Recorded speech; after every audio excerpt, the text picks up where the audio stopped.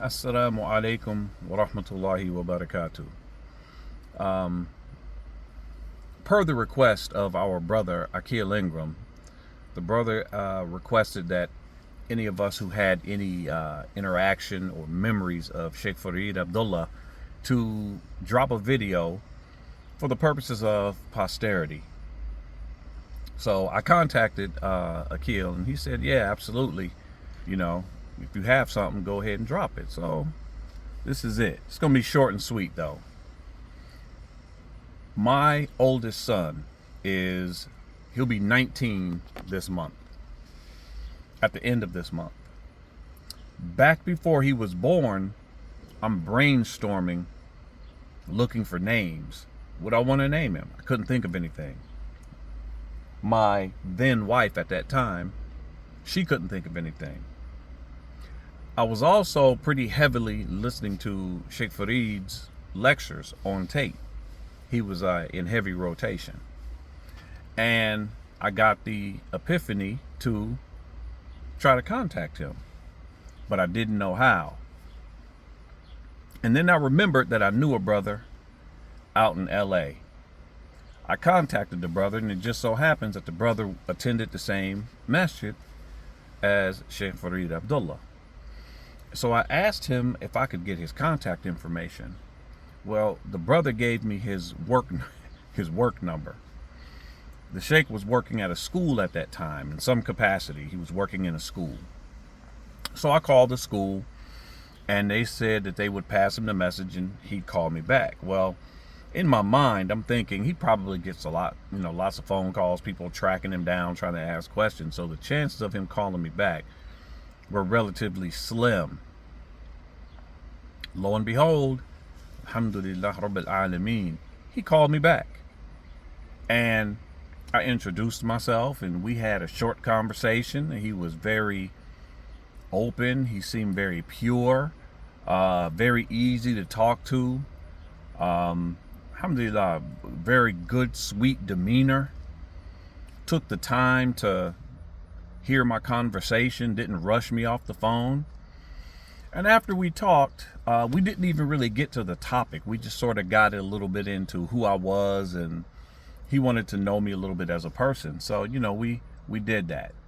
So he requested that I call him back. At the very end, I told him what I wanted to do, what I was calling him for, which was to help me or suggest some names for my son who was coming. So one night, I was with my then wife. I went to P.F. Chang's, the Chinese restaurant. And I said, let me call the Sheikh and see if he could rap for a minute. So he's on LA time and I was in the Midwest. So I called him and he answered the phone.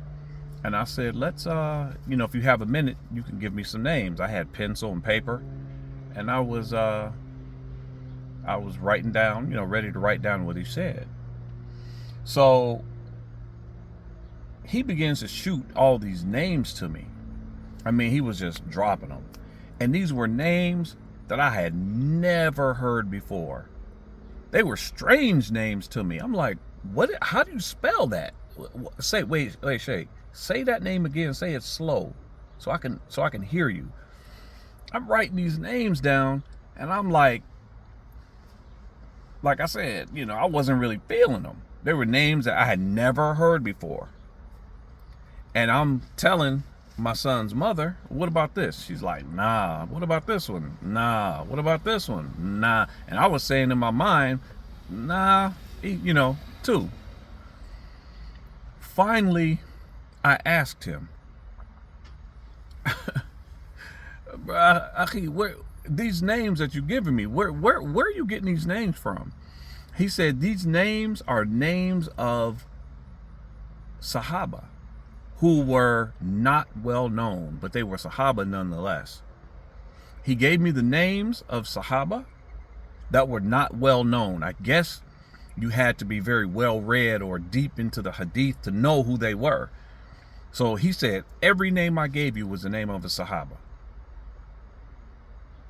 And I was like, oh, Okay, alhamdulillah.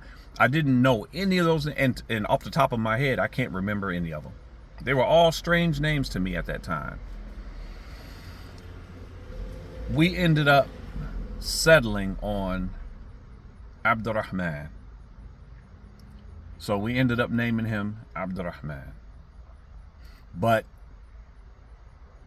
that is my most prominent memory of the Shaykh. That, number one, he was very kind. He was very accommodating. He was very warm and easy to talk to. And the fact that he was rapid firing names to me that were names of Sahaba that I had never heard before at that time, you know, even now, I thought was pretty amazing.